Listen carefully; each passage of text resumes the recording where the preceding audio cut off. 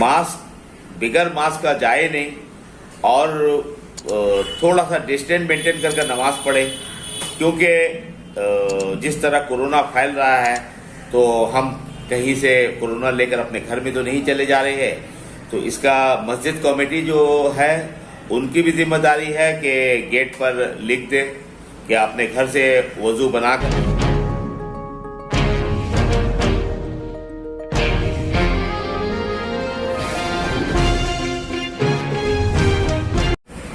दूसरी बात कि रमज़ान का महीना चल रहा है तो मजहबी जितने इबादतगाह है, चाहे मंदिर हो, मस्जिद हो, गुरुद्वारा हो, वहाँ लोग तो जाएंगे, जा रहे हैं।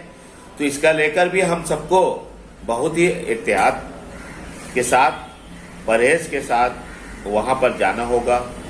खास करके मस्जिदों में घर से वज़ू बना के जाए, हम सब जानेमाज साथ में लेकर जाए, मास्क बिगर मास्क का जाए नहीं और थोड़ा सा डिस्टेंस मेंटेन करके नमाज पढ़े, क्योंकि जिस तरह कोरोना फैल रहा है तो हम कहीं से कोरोना लेकर अपने घर में तो नहीं चले जा रहे हैं। तो इसका मस्जिद कमेटी जो है उनकी भी जिम्मेदारी है कि गेट पर लिख दे कि अपने घर से वज़ू बनाकर जाए, जानेमाज लेकर आए, मास्क पहन कर आए और अंदर आने से पहले हाथ को अच्छी तरह धो ले। अगर ये कुछ काम हम करेंगे तो हम समझते हैं कि आने वाले दिनों में हम बहुत हद तक बच सकते हैं।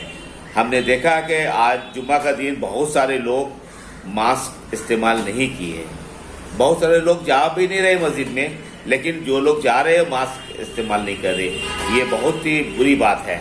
मस्जिद कमेटी के जिम्मेदारों से अपील है कि वो इसको पॉजिटिव बनाए कि हर कोई आदमी बिगर मास्क का मस्जिद में ना आए, ये कम से कम करे। इस तरह मंदिरों में, गुरुद्वारों में भी जिस तरह से उनकी कमेटी है, उनकी भी जिम्मेदारों की अपील है कि वो भी इस तरह का काम करें ताकि कोरोना जिस तरह अपनी जाल फैला रहा उससे हम सब बच सके। आने वाले एक खुशगवार जिंदगी में हम और हम सब के परिवार गुजार सके। यही एक दो बात के लिए आपके सामने आए थे।